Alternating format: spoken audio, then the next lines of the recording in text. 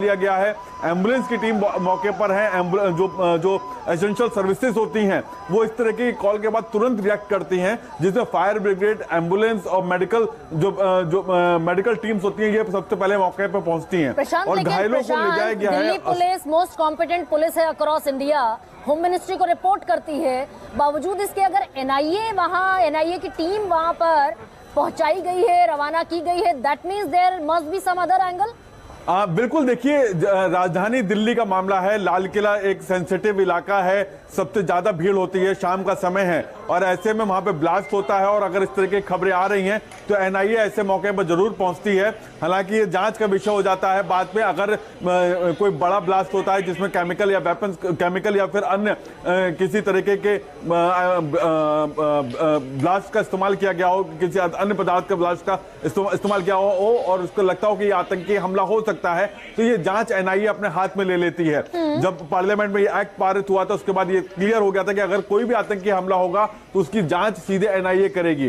तो एनआईए एक तरीके से कहा जाए कि ये प्रिकॉशनरी तौर पर, क्योंकि राजधानी का मामला है इसलिए वहां पे उनकी टीम भी एक मौके पर पहुंच रही है। और हाई अलर्ट ये इंडिकेटर क्या है प्रशांत भाई? दिल्ली के एक इलाके में ये धमाका हुआ, अमूमन इस तरह के धमाके होते हैं, लेकिन पूरी दिल्ली को हाई अलर्ट पर रखने का जो आदेश जारी हुआ है ये किस तरीके का इंडिकेटर है? दैट मीन्स ये खबर दरअसल और बड़ी हो सकती है। गरिमा जी, आज सुबह खबर आई कि दिल्ली से सटे फरीदाबाद इलाके में 350 किलो से ज्यादा विस्फोटक बरामद किया गया है।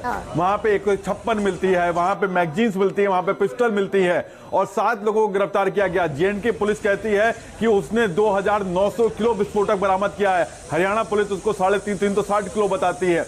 ऐसे में आज शाम को लाल किले के पास राजधानी में धमाका होना ये तमाम उन कड़ियों को जोड़ती है और आशंकाओं को बढ़ा देती है। इसीलिए दिल्ली आवाज आई, धमाका हुआ तो मैं दुकान पे बैठा था, पीछे मेरी दुकान है, यहीं पे दुकान है, यहीं पे तो मैं चेयर पे बैठा हुआ था। एकदम से अचानक इतनी तेज धमाका हुआ कि मेरे लाइफ में इतनी तेज मैंने अपनी आवाज के भी नहीं सुना।